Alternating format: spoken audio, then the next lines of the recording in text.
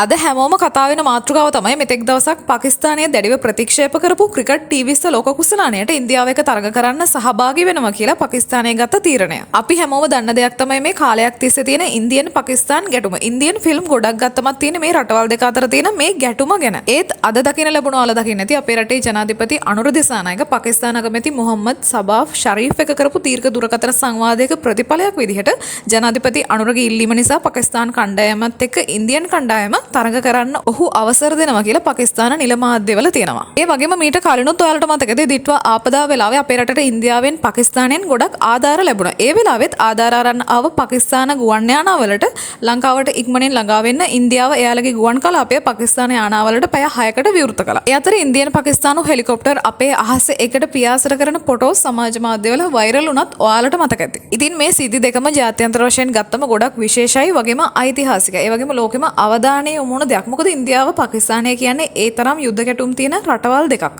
ඒ වගේම මම දැක්ක ICC එක දාපු නිවේදනයක එල්ලීගෙන විපක්ෂයේ සමහර අය ජනාධිපති අනුරගේ මේ මැදිහත් වීම අගය කරන්න බැරුව සමාජ මාධ්‍යවල විවිධ විදිහේ බොරු පතුරවනවා. පාකිස්තාන රජය මේ ගැන නිල වශයෙන්ම කියලා තියෙන විදිහ මම මේ වීඩියෝ එකේ දානවා ඔයාලට පේනවා ඇති. ඉතින් මේ ගැන මට කතා කරන්න හිතුනේ පාකිස්තානයේ මේ තීරණය ගත්තේ ජනාධිපති අනුරගේ ඉල්ලීමකට නිසා. මොකද අනුර දිසානායක බලයට එද්දී විපක්ෂය නගපු ප්‍රධාන චෝදනාවක් තමයි අනුරට ජාත්‍යන්තර සම්බන්ධතා නැහැ කියන එක. ඒ වගේම ඉංග්‍රීසි දන්නේ නැහැ කියලාත් කිව්වා. ඒත් ඒ එක චෝදනාවකටවත් ජනාධිපති අනුර එක වචනයකින්වත් උත්තර දෙනවා අපි දැක්කේ නැහැ. අද ඒ හැම දෙයකටම ඔහු නිහඬව ප්‍රැක්ටිකලි උත්තර දෙනව නේද කියලා හිතෙනවා මේ වෙන සෙද්දි දිහා බැලුවම. මොකද ඉන්දියාව පාකිස්තානය කියන්නේ කලාපීයව ගත්තම ප්‍රබල රටවල් දෙකක්. අපිට තමයි ජාත්‍යන්තර සමතා තියෙන්නේ කියලා බොරු කයිවාරු ගහපු මිනිසු දුන බලෙන් රට සවාරි ගියපු රනිල් වික්‍රමසිංහ වගේ අය අද පොලිමට CID යනවා. ඒ වගේම පවුල පිටින්ම එකතු වෙලා කෝටි ගණන් හොරා කාපු රාජපක්ෂලා දැන් පවුල පිටින්ම CID යන ගමන් නාමල් රාජපක්ෂ ජනාධිපති කරන්න හීනමම ආගෙන අපේ රටේ මිනිසුන්ට තාමත් බොරු නාට්‍ය පෙන්නනවා. ඒත් ඉතින් මේ වෙන සිද්ධි බැලුවම ඒවා හීනම විතරයි.